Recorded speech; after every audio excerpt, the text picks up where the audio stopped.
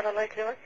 ليا اخت منع اللي هي تلبس الحجاب رغم ضغوط اهلها عليها اللي هي تلبسه، وامها يعني بتحاول عليها كتير اللي هي تلبسه وهي رافضاه، لابسه حجاب عادي طرحه وبنطلون، فهي رافضه الحجاب. فارجو حضرتك تقول لها كلمه يعني. الله يكرمك، جزاك الله خيرا ان شاء الله. بارك الله فيك.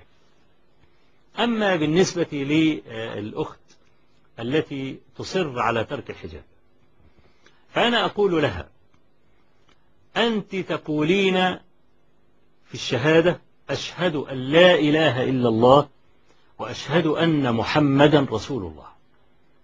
فهل تعرفين ما معنى هذه الكلمة التي يدخل المرء الإسلام بها إذا كان كافرا؟ أشهد يعني أرى، من الشهادة التي هي ضد الغيب. فعندما أقول أشهد أن لا إله إلا الله كأني أرى ربي. طيب هذه الرؤية مستحيلة. فتبقى الأخرى التي جاءت في حديث الإحسان، في حديث جبريل عن مقام الإحسان، فقال له: أخبرني ما الإحسان؟ قال: أن تعبد الله كأنك تراه. خلي بالك من كلمة كأنك تراه، فإن لم تكن تراه ما قالش فكأنه يراك، إنما قال فإنه يراك. خلاص؟ أنا أعجز أن أرى ربي، لأن النبي صلى الله عليه وسلم لما سئل في ليلة المعراج: هل رأيت ربك؟ قال: رأيت نورا. وفي الحديث الآخر قال: نور أنا أراه، يعني كيف أراه وهو نور؟ فعندما الإنسان لما يقول أشهد أن لا إله إلا الله يعني كأني أرى ربي، طب دي مش متحققة، يبقى بقي أن يراك.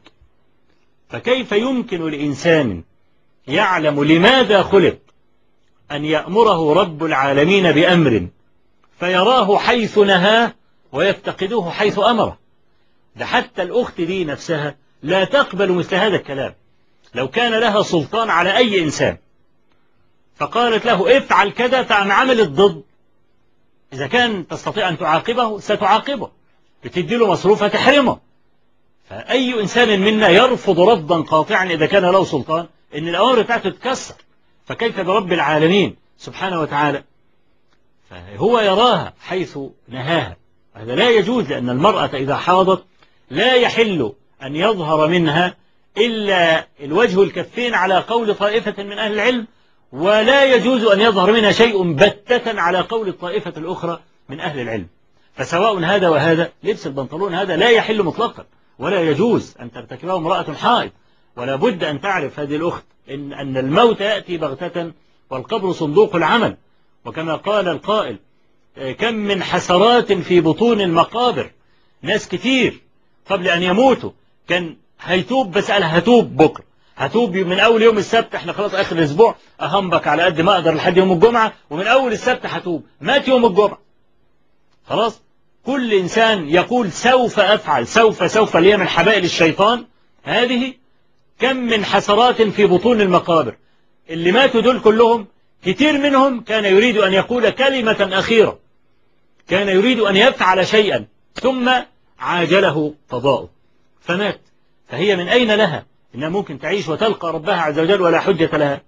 الشق الثاني من الشهادة: أشهد أن محمد رسول الله، أي إذا وصلني أمر من رسول الله صلى الله عليه وسلم ينبغي أن آخذه كما لو قاله هو لي صلى الله عليه وسلم.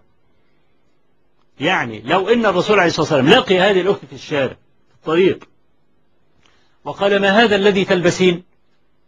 هذا لا يحل لك، اذهبي فاختمري، اذهبي فالبسي. ممكن تقول له آسفة، ممكن تقول له لا أنا لا أستطيع، ممكن تقول له أنا لم أقتنع. إذا قالت هذا فقد خلعت ربقة الإسلام من عنقها. الذي أتوقعه أي رجل مخالف، الذي أتوقعه لو لقيه رسول الله صلى الله عليه وسلم في الطريق وقال له انزع الذهب من يدك أيها الرجل، فإنه لا يحل له مطلقا أن يقول له لا أستطيع. لأن مراتي بتغضب والكلام ده ما فيش مسلم ممكن يقولها. طيب ما هو الفرق إذن بين أن يصلك كلامه عليه الصلاة والسلام على لسان رجل ثقة عالم بصحيح الحديث وسقيم الحديث، وبين أن يقوله رسول الله صلى الله عليه وسلم لك؟ أو تظن أن الدين لا يكون إلا بمواجهة النبي صلى الله عليه وسلم؟ إذا ضاع الدين بموته. والأمر على خلاف ذلك، فالحجة قائمة لازمة بكلامه إلى يوم القيامة، يبلغ كلامه أهل العلم إلى المسلمين، وواجب على المسلمين ألا يخالفوا رسول الله صلى الله عليه وسلم في دقيق ولا جليل، لأن الله عز وجل يقول: فليحذر الذين يخالفون عن أمره أن تصيبهم فتنة أو يصيبهم عذاب أليم. ونسأل الله عز وجل أن يهديها. نعم.